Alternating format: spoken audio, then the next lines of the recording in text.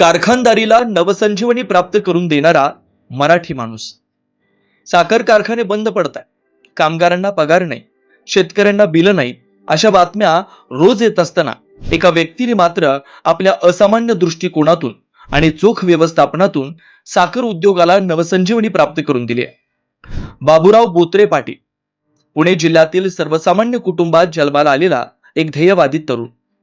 उद्योग विश्वात एक एक पाऊल टाकत यशस्वी होतो.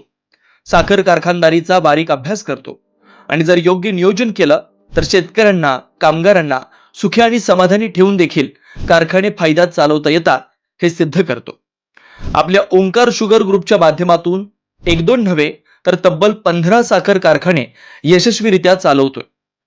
साखर कारखाना चालवण्याआधी त्यातले अर्थशास्त्र समजून घेणं गरजेचं असतं. 15 कारखाने यशस्वी चालवण्यामागं या अर्थशास्त्राचा अभ्यास आहे.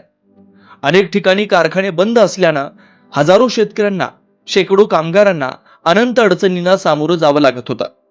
मात्र बाबूराव बोत्रे पाटील यांनी फक्त 15 कारखान्यांची चिमणी पेटवली नाही, तर राज्यातील लाखो शेतकऱ्यांची चूल पेटवण्याचं काम केलंय. गोपीनाथ मुंडे यांच्या निधनानंतर अडचणीत असणारा परळीचा कारखाना, उत्तर महाराष्ट्रातील सहकार महर्षी पी.के. अण्णा पाटील यांच्याही निधनानंतर अडचणीत असणारा शहादा येथील साखर कारखाना चालू करून त्यांचं कार्य पुढे नेण्याचं काम एका अर्थानं बाबूराव बोत्रे पाटील करतायत. एकीकडं साखर कारखानदारी क्षेत्रात भरीव योगदान देत बोत्रे पाटील आपलं सामाजिक दायित्व निभवायला देखील कमी पडत नाही.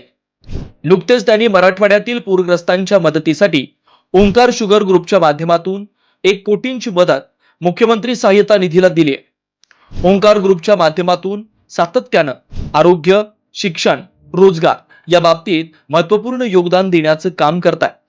एका सामान्य कुटुंबातील मराठी व्यक्ती या पद्धतीनं यशाचा प्रवास करतो, ही गोष्ट खऱ्या अर्थानं प्रेरणादायी आहे.